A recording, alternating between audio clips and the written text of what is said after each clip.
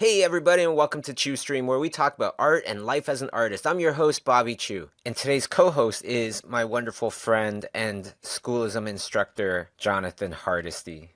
If you're an artist interested in the movie, gaming, animation, or art industry, look up Schoolism newsletter and sign up. You'll get helpful free videos for artists, notifications of live streams like this, free tutorials and news from the Schoolism newsletter. Have you ever felt too inexperienced or too young to be taking art seriously as a career? No matter what age, one thing I've learned over my 20 plus years as a professional artist, it's that knowledge is the key to opening doors to opportunity for everyone. So take one of the many courses on schoolism.com and see how top art professionals work and think. It comes with lessons and assignments to really help you learn and evolve your skills.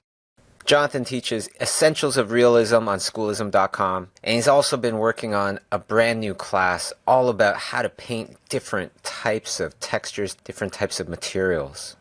Material indication is extremely important in things like painting and drawing, and especially concept art. You have to show what these things are supposed to be made out of, and that's what Jonathan has been working on lately.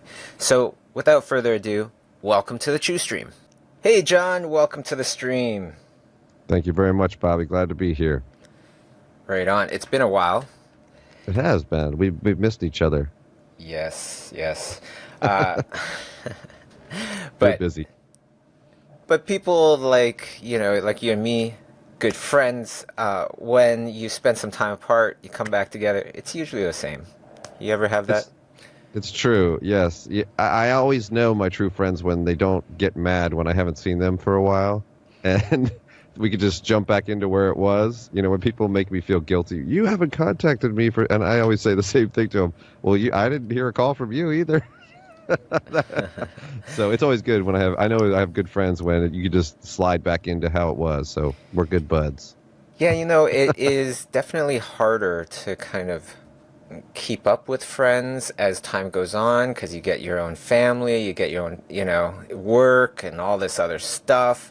And same thing with art, same thing with practicing art, especially doing art for yourself. And that's what I wanted to really concentrate the first part of this stream about. When you were starting off,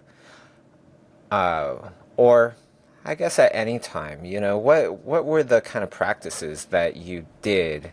And hopefully we can get kind of like as specific as possible so we don't just get answers like, oh, you just got to keep drawing or something like that. Right. Yeah. You mean just to keep to work on my own just good practices or... that you got a lot out of. So for example, like for me, what I love to do, and I still do, is I love to get obsessed about one artist at a time and really delve in and really copy the heck out of everything that they do, and then try to paint it, perhaps the mirror image of it. That's always a good one. Makes you kind of recreate instead of just copy with a good reference. And then take it into another level where it's like you are applying your own ideas and you're extrapolating certain information from the artist that you're studying. Oh, go ahead. I'm sorry. Oh, like, maybe it might be the lighting. So then you are doing something with a different story, a different context, but the same kind of lighting. And perhaps that's what you're taking from the study. Yeah, I would do that a lot. I would do master copies quite a bit.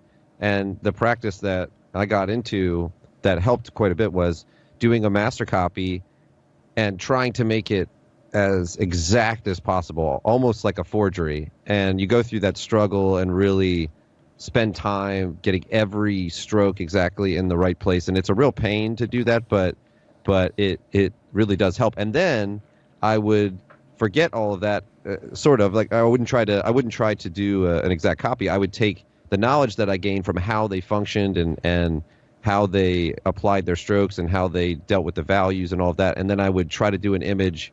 The idea behind it is people would think it was another painting by them. It's never as good as that artist. Whenever I try to do it, it's going to be secondhand version of theirs, but I would always try to keep in mind, okay, I'm going to pretend like I'm that artist, but I'm going to use new subject matter in a different situation and see if I've really absorbed that information. And then I would go another step, like you said, and then just sort of absorb that into my own technique, and then say, okay, I'm going to use portions of that, and I'll leave this bit. I don't want to do this part. The way they did this, I don't like necessarily want to do that. I may like it, but I may not want to do that. But then I would do something that was influenced by them. So I'd kind of try to do it in 2 or 3 stages, where first I'm just straight up copying, then I try to make a new image like they would. And then the third one, I take what I want from them and leave the rest and sort of absorb it into the amalgamation of so many influences that end up happening. And one of the suggestions that I would love to give to perhaps more of the intermediate beginner type artists is something that really helped me was the very first copy. I know it's going to be garbage. Right. I am really just trying to solve questions. Yes. And you have to ask those questions first, too. Yes, absolutely. Yeah. So I'm asking questions. I'm trying to solve it. Why did he do this? Why did he do that? Why did she do this? And I'm trying to really match it exactly and trying to delve into their mind, right? And then the second version would be another copy. But now I've answered a lot of the questions, so now my brushstrokes, my actions can be so much more decisive, which That's would right. be much more in the spirit of exactly how that artist actually painted it usually. Yeah, absolutely. You have to. I always tell students, and I tell people when they're doing master copies, you have to jump inside the skin of the artist that you're studying. So you have to really analyze everything. If you're doing it an actual physical copy on canvas or on paper or something like that, you think, what paper did they have? What canvas did they have? What methodology did they use? Was the paint dry? Was it more wet? You're thinking about all those things. Then you think about the layers. What layer did they put? Do they have an initial layer underneath? When you look at Sargent, one of the really interesting things, I was just talking to a student about this. They asked, or actually it was on my stream yesterday, my Twitch stream, and they said, how do you? I've been getting this question a lot actually recently, which is funny, 3 or 4 times recently through different outlets. But they were asking, how do you create something that looks loose but also is very accurate? How do you get that loose brushstroke look? And what I told them was, after going to the museum and after looking at certain things and doing master copies of Sargent, I realized that he was doing a lot of the prep work for those strokes, those bravado strokes, or those ones where you lay it down and it just looked perfect. He would actually do a ton of work underneath all that. So he would almost pre-render the area as a general form and then come over it with these strokes, these very loose strokes, and all of a sudden it would work and it would fit. And you didn't really know why, but it's because he spent a really long time getting the right colors and values and edges underneath. And I wouldn't have learned that if I wouldn't have done a master copy and sat down and said, okay, how did he do this? And I thought, well, look at the background. He's got that's a really smooth gradation behind all that. And I started realizing all that. So it's very, very helpful. But also, for the beginners out there, they definitely want to know that not every, quick stroke that you see is done methodically and super That's slow right. and like super designed. Some people, they actually just do like these beautiful, quick brush strokes. I want to talk about Yes, that's right. this watercolor master that I was so happy and privileged to meet, Carcamo, from Brazil. He's Chilean, living in Brazil for few decades. Incredible master level watercolorist, and Wow. I've known of his work for like years and years and years, but wasn't able to communicate with him because he doesn't speak English. I don't speak Portuguese. But then one of my friends is Brazilian, knows how to speak Nice. both, connected us together, and we brought him over to the studio. 2 things that was super awesome about having this master level artist here. One was seeing how quick he did everything. Not only did he Wow. move his brush quickly, but he moved it in just one direction, one brush stroke, never goes back. Oh man. Right? So it's incredibly decisive. so Right. decisive that you aren't even doing it like going back You over the can't. same It's brushstroke. almost like you can't see what's happening when someone's that good. It happens so fast that you just feel like, what happened? I've seen people like that. The other amazing thing that totally blew my mind was when he was talking about copying master artists. He's like, yeah, Mm, oil painting, acrylics, I love them. They're great. What I really love about watercolor is that there is absolutely no way that you can make a forgery of watercolor it's because the true. stains, the naturalness of, you're dealing with a kind of like a live medium. That's right. That's right. And that's the beauty of it. And it makes sense too that Sargent would gravitate from oils to watercolor later in his life because it really does. Every stroke is unique, and you have to work with the stroke that's happening. You can't try to force it so much. It's going to drip, it's going to flow, and you have to plan for that, and you have to understand that. But you also don't quite know what's going to happen when you do it completely. Whereas you can really, especially with pencil, pencil is a very controllable medium. I It's think like pencil, training a dog. Do this, right, pencil. right, But right. watercolor is kind of like surfing. You can't tell the wave, Yes, do this.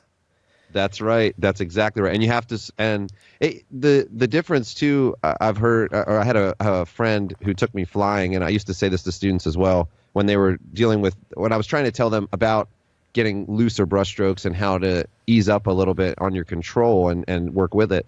I would always tell them when I went up in a plane with my friend, he had a small two-seater Cessna, and I'd never been in a really tiny plane, and it was super windy that day. It was about 40 or 50 mile an hour winds in Texas, or 30 mile an hour winds in Texas. And when you got up there high, it was even stronger, you know? And so we went up in the plane, and he said, "You want to fly it for a little bit?" And I said, "Yeah, sure." So I was trying to stay on course, almost like a car, trying to turn it like to keep. And he said, "Look," he said, "you're in the air, dude." He said, "It's gonna blow you around." He said, "It's okay." He said, "Let it blow you around." He said, "See that like area way, way far away? He's like, that's where we need to get to." He said, "Don't worry about trying to keep a straight line like you're in a car." He said, "You can't really approach it that way." And I thought that was interesting because I thought we're still getting to the same place. We're still traveling just like in a car, but we're riding the air sort of and letting it blow us one way or the other, and that's okay. And I thought that would be a really good example for the difference between like what you're saying with watercolor and with pencil, where one you have a very straight path, you know exactly where you need to go, you need to stay inside the lines, you need to do this, and then if you're flying, you may get blown to the right or the left, or you may have to have to change things up a little bit, but you're kind of feeling that out as you go. Especially when he landed, I could definitely tell he was working, with the wind, not trying to fight it. That was actually I don't normally get scared with certain things, but he told me, he said, "Don't hit the rudder pedals on the way back," and I saw the rudder pedals, and literally we were pointed sideways when we were landing, and then right at the very last second he straightened it out. It was awesome. It was really cool. But yeah, you have to work with the medium, and I think also what's implied with that though is that you have a really good understanding of the fundamentals. If you don't have a good understanding of the fundamentals, then you can't evaluate whether the stroke you just did is working, or I think you have to have that true mastery of the fundamentals in order to be able to let the brushstrokes sort of do that. I don't know. Do you agree with that? Do you think so? Yeah, fundamentals is such almost like this. It's almost become this trendy word now because people throw it around so much. Same with concept art. The word Mm. concept art, like, oh yeah, I did a sketch, so it's sketchy. I'm gonna call it concept art instead of Right, saying, right, oh, it's actually just a sketch. I was too lazy right. to finish it. Yeah, it's just an idea. Yeah. Yeah. So what I found to be the most important fundamental right in the beginning was being able to really control structure, Hmm. right? To make something, especially the sketchy stuff, like you were saying before, a lot of my favorite paintings and drawings, and especially sketches, are ones that look effortless. Effortless. Right, right. It's super loose, but it's tight. The Mm. structure is tight. You could Yep. really feel the forms and everything. People like Peter Decisive come to mind. You know, Henrik Clay come to mind. Yeah, he's awesome. And of course, Sargent comes to mind. Sure. So what I did from the very beginning was I was smart about it because I feel like I'm kind of dumb about it at the same time. I didn't understand structure. So I wouldn't draw things very quickly, even though that was my objective, to make some cool, quick sketches and be able to sketch quickly but tight.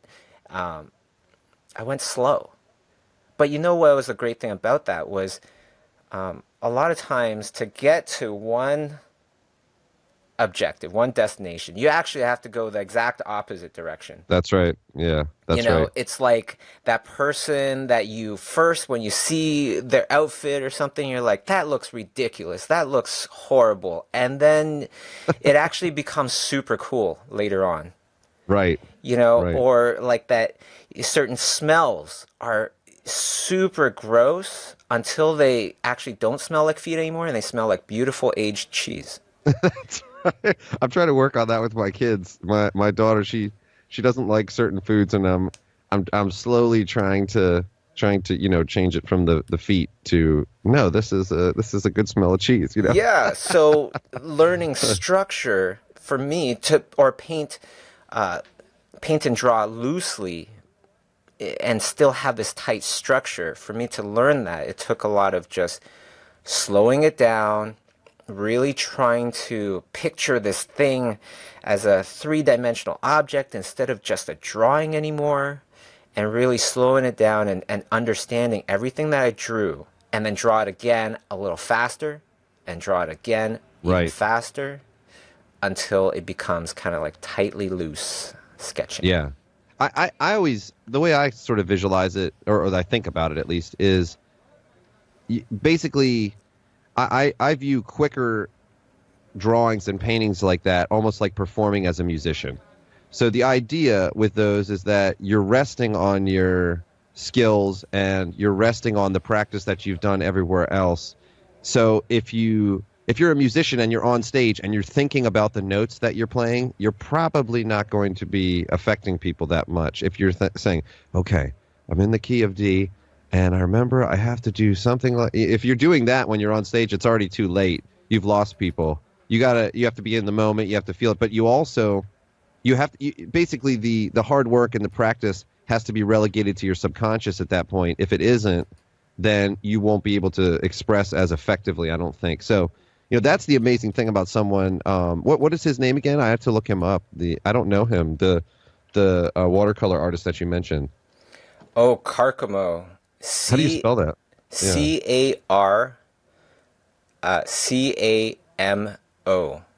Okay, Carcamo. Okay, yeah. Someone who has his level of mastery. There's so much that's been relegated to his subconscious that he does without, like, the amount of water, the way that he holds the brush, there's so much that's just now he doesn't even think about it, so he can focus on all these other more important things. Have you ever watched Avatar Airbender? No, I haven't.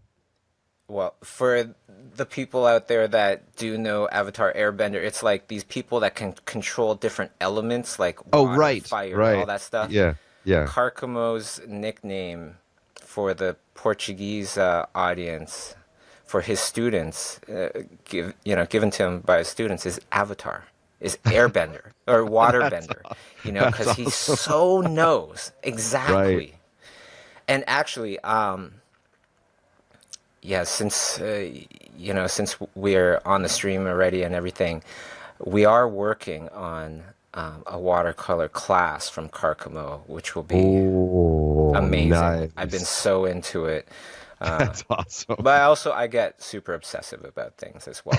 I do want to ask a question about the painting that you're painting here, because this painting is Jonathan Hardesty's painting of Martha from Mexico. Yeah, and she would say it Marta too. Marta. It looks like Martha, but she would say Marta. Yeah. Excuse me, Martha. So I hopefully I didn't spell it wrong when I sent it to you. I think I spelled it right, but sorry. I want to ask, like, when I paint eyes, I generally paint them at the same time. I generally start from the upper eyelid and I do the other upper eyelid. And then I, go whatever, pupils, back and forth, back and forth, back and forth. That way I'll have more consistent results with the Right. eyes. You're doing them one at a time. Not only one at a time, but you're doing one and then you're doing the nose and then you're doing whatever, eyebrows, and then later you get to the eye. Yeah, this one was a little bit different for me. I work like this sometimes, but this was sort of giving myself a little bit of a test. Sometimes I like to try to finish an area, not completely, but 85% of the way, and then move to another area. And it keeps me on my toes to do this. I don't normally do it this way. Normally I build up both, shapes of light and dark and kind of work them back and forth a little bit like you said. But I'm not as in this particular painting, I'm not as much focusing on I'm not imagining the 3D form behind it. I'm just sort of dealing with the shapes of light and dark. But I wanted to give myself a little bit of a test and try this just doing one area at a time, because it takes a ton of attention and care and focus to do this. It's very, very difficult to finish as you go and have it Yeah. read properly. It's very, very difficult. So I like to make myself do it sometimes just so I remember, because That's a great practice as well. We're talking about practices. right, right, exactly. Yeah, you kind of like. I think one really good thing that I would encourage everybody to do is you get into a mode of you find something that works, a methodology that works, and then you always approach it that way. Maybe you do a sketch, then you take it into Photoshop, then you put like a gradient layer over it, then you do and then you work in a very particular method or something like that. And I think stepping outside of that and doing it completely different exposes exposes you to other things, and also maybe exposes some not flaws that you may have, but just some things that you might not be as good at. And like, for instance, with this, one of the key things when I'm working is I always want to remember the big picture. I always want to remember while I'm working to compare what I'm doing to everything else that's around it, not to get lost in the one little spot and focus in and go on autopilot and forget about the bigger context. So ironically, doing this, focusing in on each area very, making like a very concerted effort to finish each area as I go, that actually forces me, so that the thing won't look horrible at the end. It forces me to look at the whole thing and say, okay, am I getting this right in relation to everything else? So it's just a good practice, I think, in general, to push yourself to do things differently. And I had kind of, for months now, I had kind of been approaching things the same way. I've been blocking things in the same way and doing. I realized that, and I wanted to do something a little bit different and finish as I go, because I do that every once in a while and change that up, and maybe sometimes I'll start with just color, or just start with something different. And actually, being around the teachers at Schoolism and seeing all the different seeing the classes there and seeing all the different methodologies, it's so awesome, because it really pushes you to function differently. And it's so inspiring to see the way someone else does something, and you see the strengths that they have, and then you see the strengths that you had in your methodology, and you can kind of morph them. And after years and years and years, it's funny because people ask artists all the time, who are your influences? And it's too big to even. I mean, I don't know if you feel like that. I feel like there's so many people that I've seen doing certain things that I've probably been like, oh, I got to do that. That it's probably influenced me. I have no idea how many people have influenced me. It's such an amalgamation, such a combination of so many different people. Do you feel like that too? Oh yeah, it's like, well, which books have you read? It's like, Right. where do I start with that? It's, Right. I'm 40, so Right. what the Right. heck? Yeah. It's going to be hundreds and hundreds. You're like, well, it started with my ABCs, and then and there were Yeah. illustrations in there. I mean, like, that's the thing. Like, I grew up reading Berenstain Bears, and like I'm trying to think of what else was the book. What other books I read, but they all had illustrations, and I remember looking at them even before I was drawing and painting when I was a kid. I remember looking at all that, thinking. I looked at Garfield, I looked at Calvin and Hobbes, and Loved Calvin and Hobbes. oh And yeah, actually, I so good. loved Garfield as a child as well. Yeah, yeah, me too. And I remember I found recently, Oh, do I have it? I have it. I just I can't remember the name of it. It's over there, and I just realized nobody can see if I show it on the camera. No one can see, but I had these old drawing books. They were green and purple, and it was kind of, those drawing books where you take a circle and you draw a circle, and then you make they're kind of 2D monsters or something like that. Sometimes on the back of cereal boxes they'll say, "This is how you draw a monster like this," and you draw a couple triangles in a circle or something. I had some of those books, and this is before I was even me. Yeah, I think it did. Oh, I think did the stream cut out? Looks like it cut out for me. Your sound cut out for just like 2 seconds, but Oh, it did. Oh, okay. Oh, yep. I think it was on my end. Okay, good. I got it back. Good. Okay, sorry about that. But yeah, I mean that probably influenced me too. That early drawing book. I mean, who knows? So that was when I was probably 6 or 7. Something that I've noticed with many extremely, great artists is their observational skills. They are constantly observing. They're not just kind of fluttering through life. They are looking at everything, constantly inputting more and more into their brains. Exactly. When I was watching Kei Asadera and Masei Seki doing the watercolor thing with me with Karkamo, their just attention on exactly what he's doing, everything is so intense. Right. You can feel the data going into their heads. It was awesome. That's cool. Now, of course, there is a wonderful audience that's joining us today, so thank you very much. And there's some questions. I wanted to get to some questions. One's from Sandra Mantle.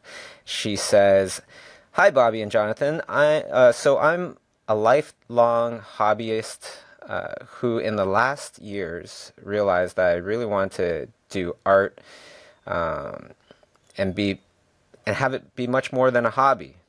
I'm in my early 40s, have never gone to art school, have a full-time job, non-creative art job, and work on my art every day.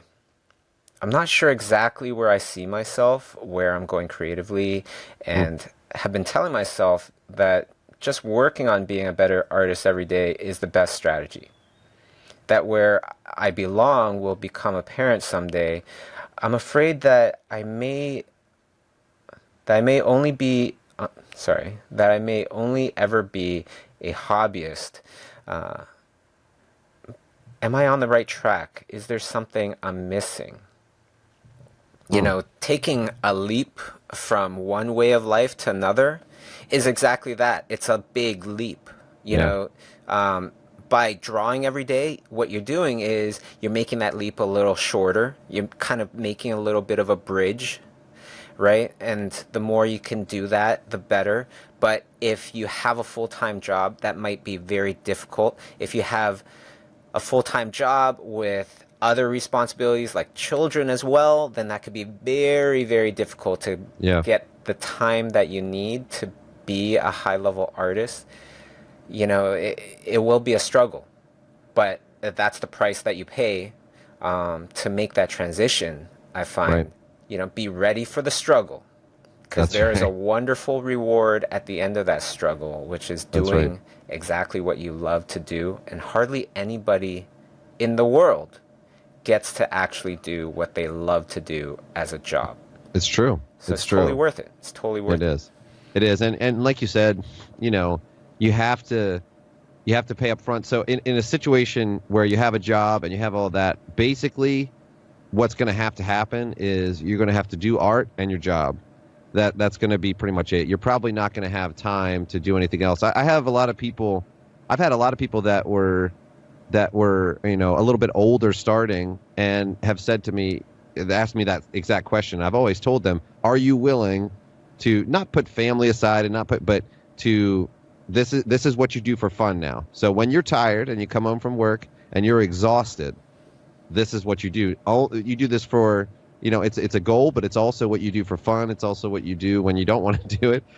You have to, I said, pretty much you have to have 2 jobs. So you have this job and you have your art job, if that's what you want to do. And you have to do that and suffer. And it is not it's rough. You have to Yeah. do that and suffer. But to be totally frank and honest with you, it actually, if you can get through that and you can really work hard and do that, you will make it on the other end, because that mentality is kind of what you need. You need that mentality of working when you don't feel like it, and really pushing in that direction. My wife is doing that right now. She really it's a long story, but she's involved with fitness and stuff like that, and she's really wanting to do that. Well, we've got kids, and she's busy during Hey, the day. sorry, I just want to say a big shout out to our other Schoolism instructor, Jason Seiler's on the stream. Hey, Hey, Jason, what's up? now I Another feel super it, hardworking artist. yeah, you should be painting this. Jason, you should be the one painting this. Now I feel a little, when he comes around, I feel a little inept, but that's all right. Hey, that's great. That's also a great indication that you're amongst good people. You know, Yeah, when that's right. when good people feel intimidated, it's they're usually surrounded by other really awesome people. That's right. It's good. No, he's inspiring. It's awesome. Your work is fantastic, Jason, and I think everybody knows that. But it's great. Super inspiring. Yeah, if anybody's like, oh, what did Jason do? Something like Time Magazine, Time Magazine cover, Rolling Stone, who knows what else? It's everything and anything in the upper echelons of the That's right. editorial illustration industry. He rocks For it. sure. For sure. Absolutely. Absolutely. Oh, I can't remember what I was saying though. Sorry, I lost my train of thought. Oh, no problem. I did want to mention to Sandra that Oh, Sandra. Yes, that's right.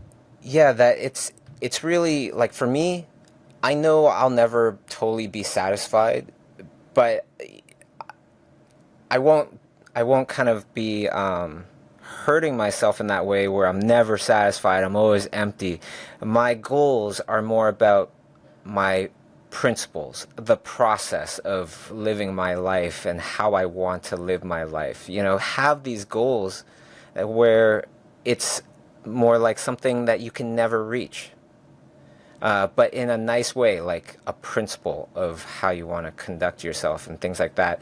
And then what I would do in your case is just commit to art, but not totally fully, because that's kind of scary. Like, okay, my whole entire life, I'm just going to be an artist now. All my free time is going to be into art. No, just 1 year. And it's pretty fitting that we kind of talk about this now because it's towards the end of the year. Make that your New Year's resolution. Just 1 year to focus whatever you got, however much time you got on your art, and not just doodling. You are Right. strategically That's right. trying to learn. That's right. Yeah, and the good news about the art world is that they don't care if you're 55, or 60. They don't care. If your portfolio is rocking, they don't care. I remember No, go ahead. this person, this Schoolism student that took Jason Seiler's class. Actually, he was already retired. I believe he was like close to like 70 or 70 something. That's awesome. Took up art finally after a lifetime of doing Right. what he didn't want to do. Took up art, what he did want to do, put his time into it, and by the end of the course, I saw his paintings. The man was painting at a professional level. That's awesome. It That's was awesome. incredible. Well, Yeah. I mean, and that's the thing. Let's say you live. So you're 40.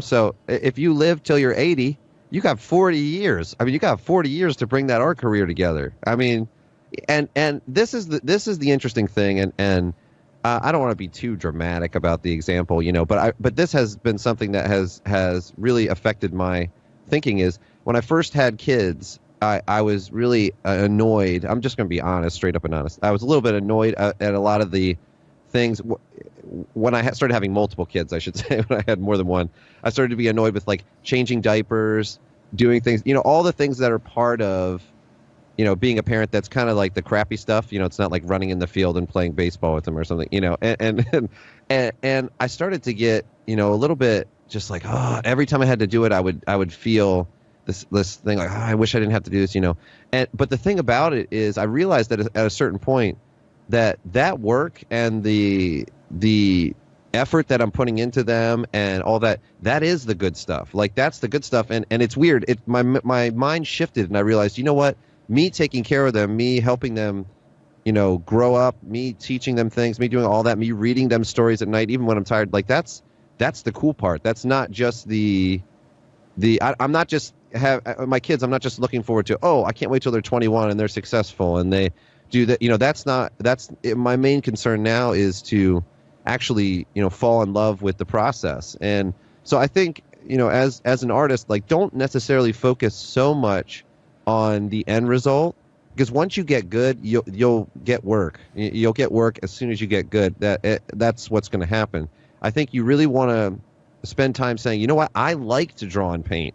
So I'm going to make this a priority, and I'm going to accept the grind, not only accept the grind, but love it, and when you start to fall in love with the grind and the daily things that you're doing, oh yeah, I want to work on this exercise. I want to get better at this. I'll do it 50,000 times till I get better. When you start feeling like that, that actually changes things, and then it becomes a lifelong thing, and it changes your mentality, and you realize, the outcome doesn't even necessarily matter as much.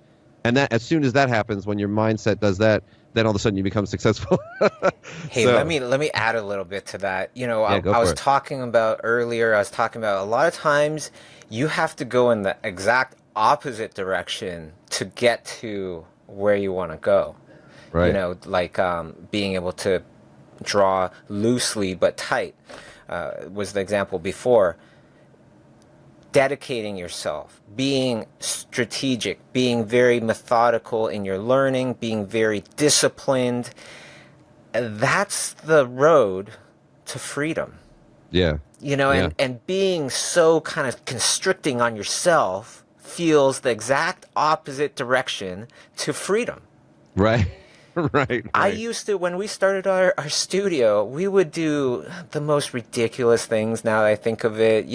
Oh, let's have a meeting. But yeah, you know what? Let's have the meeting in the jacuzzi. And it's just like, okay, well, everybody get changed, and then everybody jump in the jacuzzi, and you're talking a bit, but you're also having fun, and then you have to change again, take a shower, all that stuff. You waste so much bloody time. Right. But I was doing that because I wanted freedom. I didn't want anybody to tell me what to do or when to do it and all that stuff. But did I Right. get to do the things I really wanted to do? No. It Right. wasn't until I became a lot more structured, a lot more disciplined, a lot more schedule oriented with my time and everything, that I was able to do more. And when you're able to do more and you got all your work done, the more becomes fun stuff. It becomes trips. It becomes, all sorts of awesome things, because also Right. you worked hard, you're earning more probably, and that allows you to do bigger and cooler, funner things, Right. like trips and Exactly. things like that. So I've been able to travel and go on way more fun adventures ever since I became more disciplined on myself and became a lot more rigid with my scheduling and my to-do lists and things like that. That's right. Yeah, it's funny. I was just I've got a bunch of friends coming over. We're watching the next stage of the Rallycross driving, the World Rallycross Championship, and these guys are in these cars in the woods with trees flying by them, whatever. They're going 120 miles an hour and going around these roads, and you think that is so fun. Nobody gets to do that, right? And they're talking about how much fun they had on the stage and things like that. But then when you see how they got to that point, it was extreme amounts of work, and they are analyzing every bit of their car. They're like even exercising in the off moments, because so that they can have a lot of clarity when they're there in the car. I mean, it's like this insane. So to get to the point to where everybody would say, "Oh, I want to drive fast and I want to slide around corners and I want to do this." Well, yeah, but do you want to spend the years honing your precision? And and so, anyways, it's like what you said. We feel like, man, I just want to get in a car and drive fast. Well, it doesn't really. You can do that once. But if you want to do it for a living, you've got to be serious about it. So, and these guys are still having fun, but they're And also if you want to working get the insanely hard. benefits, then That's you got to right. be serious. Anybody could pick up some watercolor and just do some watercolor. But to Right. get paid to do watercolor, you got to put in Right. the effort. Yeah, and to have the enjoyment of knowing that you're not crappy, and you're doing well. that it becomes more fun. It's really like walking through mud at first. When you're first learning a lot of this stuff, it feels like you're walking through mud, and it's very tricky to keep yourself going because you're not seeing a lot of benefits. But the further along you get, the more fun it is. I'm pretty sure Miles Davis at the end of his career was probably having more fun than he did when he was first learning how to play trumpet. It's he was having a blast because you can hang with anybody at that point. And whatever's in your head is coming out because you have the skills and the ability to let it out, and nothing's getting in the way. So something I that's want to point out here amongst all of our discussion today, which I feel motivated. I feel super charged to like do some art right after I this. know, let's do it. Something that I want to point out is that everything that we've said, it's not like we're saying, well, yeah, you got to make sure you're 250 pounds of pure muscle. You have to be 6 feet tall or above. It's not anything where it's like, oh, I wasn't born with that, so I can't do what they're saying. Right. These are all things that we can absolutely do. We can put in effort, absolutely, of course, at any time. At any Exactly. time, any one of us, even the so-called laziest person that might be listening to this now, that doesn't mean that they have to be lazy forever. They can change right away, and Exactly. we all kind of change over time anyways. Oh, you have to. Yeah, you have to. Yeah, so you can either let life change you, or you Hmm. can be the remote control for your own life and change yourself now. That's Uh, that's good. That's a good statement, man. That needs to be like a meme or something. Someone with like a kid on the couch with a remote. That needs to be a meme, man. We need to start it.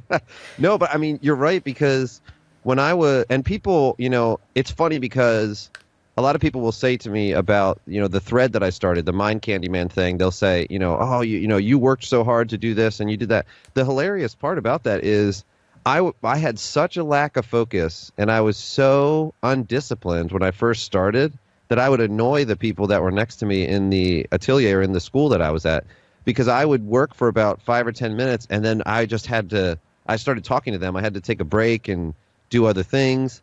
I would totally distract them from what they were doing. And it was because I just lacked so much focus. And so now I can work on a small area in a painting for 10 hours. Now I'm tired if I do that, at the end of the day, but I can do that and I can do it day after day after day and I love it.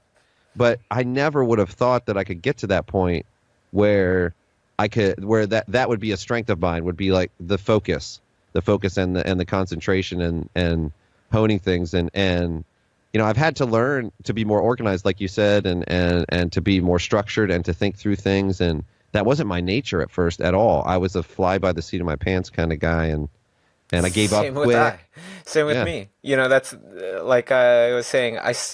Part of the reason I wanted to go independent, I wanted to start my own studio, was because I wanted freedom. I wanted to do whatever Right. I wanted to do, and all that kind of thing. Right. Right. Now, I want to get to CJ Ru Soto. This person asks, soon I'll be moving to Orlando, Florida. What advice can you give me for searching for an art job while I'm still working on my independent project? Put your independent project out there as you're working on it. That not only builds up awareness, fans before you actually put the thing out, but you're putting yourself out there. If Yeah. that's the thing that you want to do more of, put it out there. And if people look at it and go, yeah, that person does a good job doing that, I have a project like that as well, I'm going to hire him. That kind of stuff happens way, way, way more than people, imagine. It's just, People are watching a lot of times. yeah, you got to They're have the watching. quality. That's the only thing. You're right. Right. You do. But people are watching more people than you think.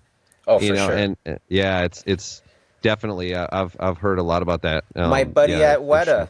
Weta, I won't mention his name, looking for somebody, asked me, oh, do you know anybody that does this and this that you can recommend for a Weta, project, and I was like, I don't know. I'll look around. And then he emails me back a little bit later, and he's like, oh yeah, don't worry about it. I found somebody on ArtStation, you Right. know. So Right. people are watching all the time. Mm-hmm. Mm-hmm. It's true. It's very, very true.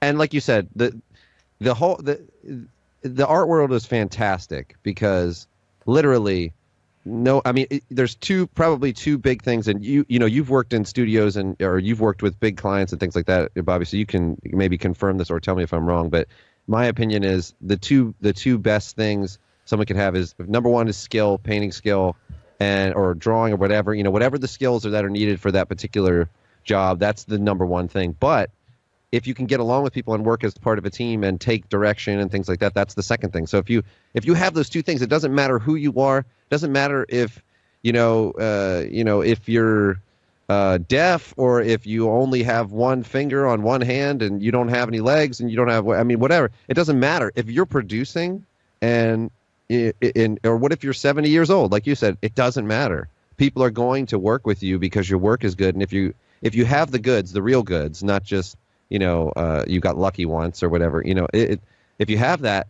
then people are going to gravitate towards you. You're going to get the work, and the art world is fantastic that way. It really is. They don't really care where you studied. Most of the time, people don't give a crap where you studied. When you think about it, the art world is really the most accepting world that you It's can true. kind of go into. You can totally have a tattoo on your face and Oh yeah, earrings, in your eyeballs and whatever. yeah. Or you could And look like an Oxford, or not an Oxford, but like a Princeton preppy. I mean, you could go yeah, in looking like that, working in and the they don't same care. room, Right, and yeah, as somebody that has a massive mohawk and like 50,000 piercings, and it's totally cool. Like I see that in studios when I visit them, and everyone's like working together. It's not weird, and so yeah, the art world is fantastic that way. So if there was a 70-year-old in there, they would be able to jump right in, and no one would have a problem. And a lot of times it's like these kind of people, if they were to find themselves in any other industry, they probably wouldn't even hang out together.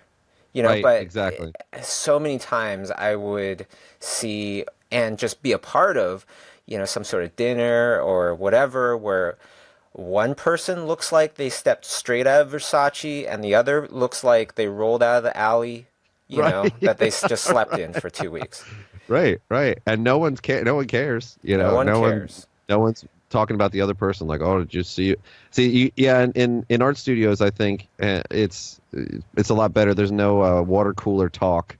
There's not a lot of, they're gonna go shoot each other with Nerf guns in a little bit. It's not gonna be an issue. Now, one thing did want to mention about CJ's question about moving to Orlando and all this stuff, searching for an art job. It doesn't matter that you're moving to Orlando.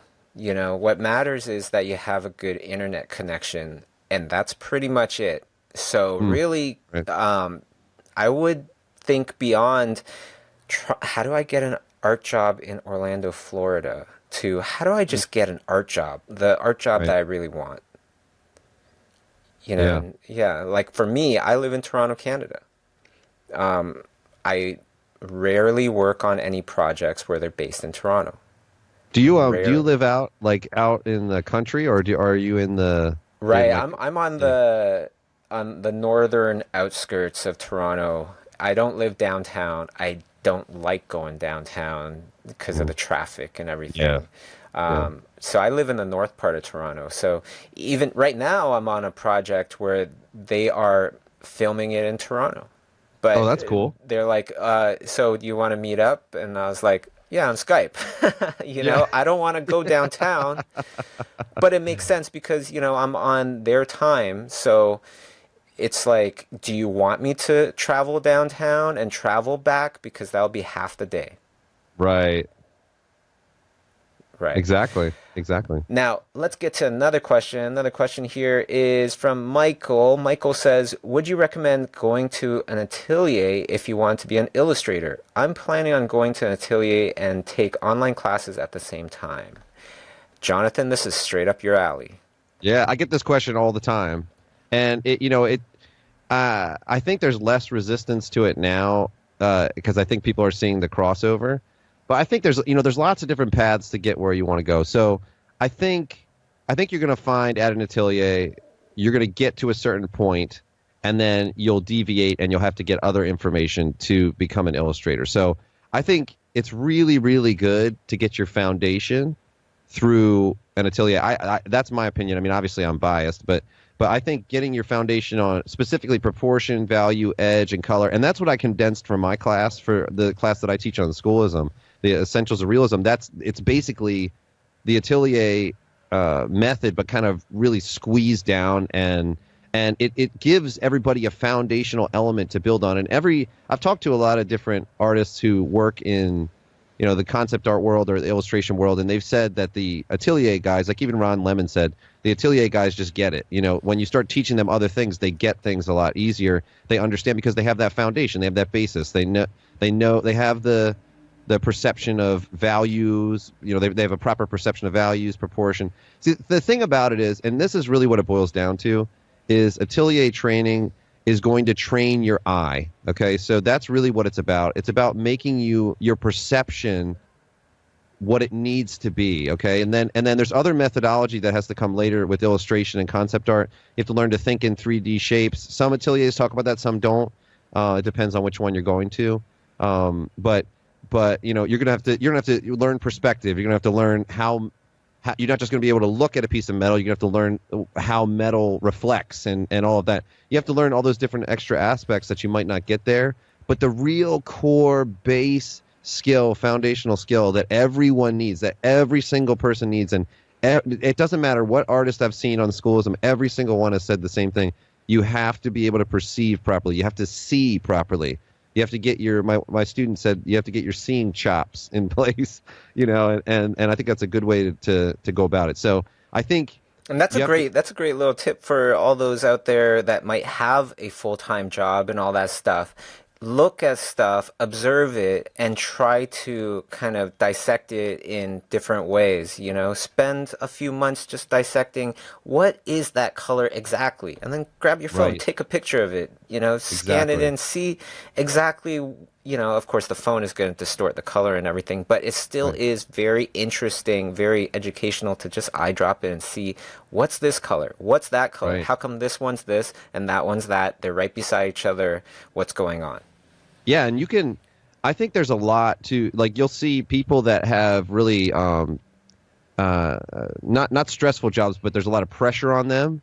Like a race car driver or something like that we were just talking about. They visualize before they do it. So they visualize, okay, I'm going down this, I'm going to turn right, I'm going to turn left. Okay, then this is like a half hill here or whatever. They're visualizing it before they do it, and that helps them when they actually go do it. I think if you're an artist and you're training and you're at your job and you're sitting there at lunch, you don't have to just sit there at lunch and not think about anything. You can look around and say, how would I draw this room? How would I draw this corner? What kind of light is coming in? What kind of lights are in here? Okay, these are incandescent lights. How is that different if it was this kind of light? And you start thinking through things. When I was first studying at the Atelier, people would when I was out places, they would think I was being creepy because I'd be staring at them, looking at the colors or the values in their face, and they were like, "Whoa, dude, what?" And I was like, "Oh, sorry." I was like, "The light is really interesting on your face," and they just shake their head. Okay, whatever. Yeah, but you don't have to just be in art mode to be learning and to be thinking about it. The best artists, they do that. They are constantly training their brains. They're constantly exercising in some way.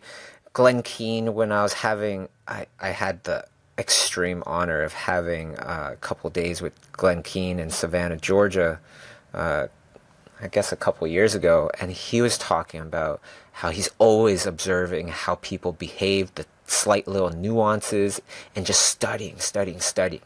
Carcamo, he spent some. Okay, so some backstory. Marta, the subject here that you're painting here, Jonathan, you were painting. You got this photo because you went to the Schoolism Lake House. That's right. The That's right. 30-day in-house workshop, the most intense thing we do at Schoolism, where Marta and a bunch of other amazing, wonderful people, great artists from around the world stayed and trained and everything. Carcamo was another artist that went there. The Watercolors Oh, that's that I cool. was saying, he went there just a few weeks ago, and Hmm. he went at the perfect time because right then all the leaves were changing at the lake house. It was Oh, that's so beautiful, great. yeah, orange, red, yellow, and he was eating his breakfast and just staring out, just looking at everything. He would look at his breakfast a little bit and just stare out and look at his Hmm. breakfast like a little child almost. Like, I don't want to eat this right now. I want to go Right. outside and paint. Yeah. And that's his Yeah. natural state, you know. Yeah. Get into that state. If you kind of are constantly hyping yourself up to get into those states, after a while, it kind of just turns on by itself. Yeah, absolutely. I mean, a scientist or like an engineer or somebody, they want to know how things work, right? So when they walk around and they don't know how something works, that probably bothers them. Like an engineer would be like, would look at a machine and say, "How did they do that? What is that?" And so that's going to be built into them, that idea of, okay, well, I need to figure out how that was done. And that's how we need to be, but visually, we need to visually kind of do that. And Kim Jong Gi, is that the right name for the guy? He does Mm-hmm. those. Yeah, he's he. I heard him talking about his method, and he kind of just does it like first stroke. He's that kind of person. And the interesting thing about when they asked him how he does it, because basically everybody that meets him asks that, how the heck are you doing this? And he basically said that he observes and remembers things, Mm-hmm. and he just looks at things, and he just has a good memory. But that's not something that it's not like he's superhuman. I think that's something that can be trained. I think that's something that can be learned. He's probably It's very been good at it proven naturally. that it can be trained. You know, like Right. you think about London cab drivers is the perfect example. Mm, They need to literally memorize thousands of streets, right. thousands. Right. And they need to have this spatial kind of memory of where Right. everything is. You Right. think everybody that becomes a cab driver in London naturally had this ability to remember Right. thousands of things? No. Right. They all train and get better at it. And same Yeah. thing with this. Same thing with the Yeah. observational stuff.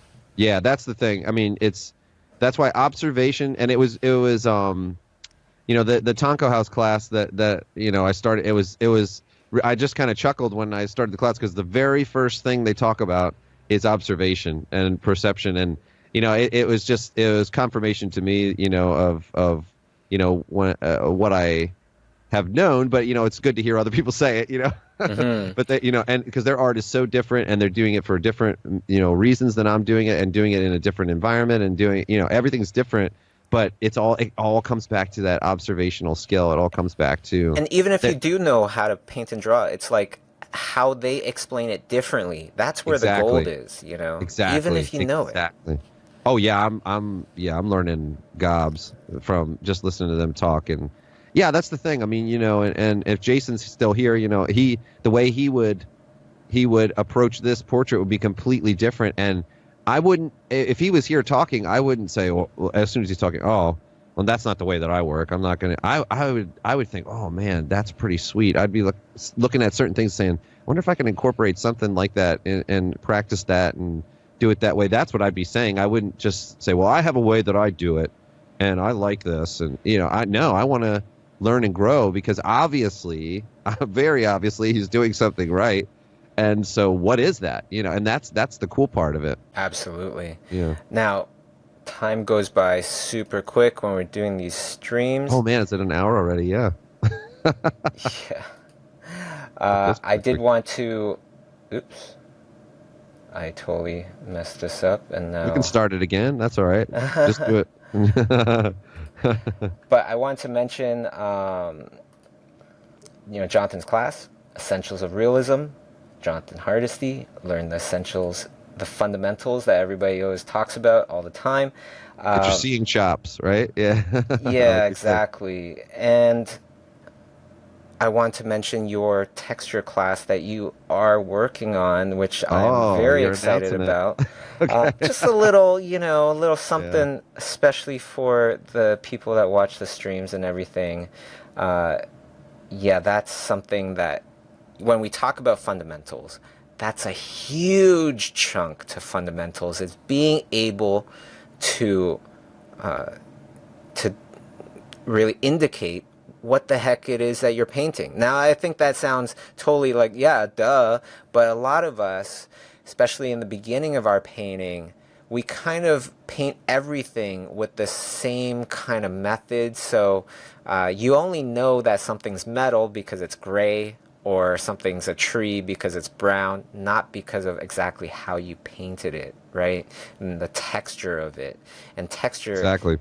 material indication is huge, not just in illustration, but in concept art is huge, especially live action. If they have to really build it, they got to know what it's made out of. So Right. that's going to be a Exactly. really great course. Yeah, I'm having fun doing it, and it's putting my observation skills to use because basically, if you want to be able to from your head, you know, create a distinction between copper and gold and iron and maybe distressed iron, something that's scratched, or maybe, the difference between, slime, blood, something like that. What makes them different? And then once you understand and you spend the time studying it and you figure it out, then it's in your head forever. Then you understand and you can say, all right, well, I understand what makes iron distinct from gold, not just the color. I understand what makes it distinct, et cetera. So then you can use those. They're in your toolbox. Then you can say, all right, this guy's armor is made of iron. So I remember how that works. Iron works like this. This guy's armor is made of gold. I remember how that works. And so I'm excited about the class. I'm having a blast doing it, and I'm trying to break it down to make it something that's practical that people can put to use. That's the key thing. So That is the best part, or one of the best parts about the class is the way that you're able to break down and classify different textures so that you can, once you actually have a better vocabulary in your mind, whether it's verbal or whether it's through painting, you level up. that's right. That's exactly right. Yeah, yeah. I'm excited about it. It's been really fun so far, and yeah, I'm continuing on it, and it's a lot of work, but it's been super fun for actually. It's kind of selfishly, it's been fun for me to kind of explore this stuff, and again, it's what's great about being an artist. Like literally, this class is about studying the world and breaking it down and understanding it, and then digesting it and then producing something with it. I mean I love that process. It's so fun, so fun. The other thing I would recommend for everybody to do, and this is the last thing I'm going to mention here before we sign off, is that part of the reason why this is a great video to kind of put on as you're painting and drawing is that you can practice. You can paint along with Jonathan and see how you would tackle that image, that subject. Right. Right, and that's always a very good practice as well, because then you'll see how a professional does it and what you're doing, and perhaps absorb a little bit of what Jonathan's doing as well, just by watching. Totally.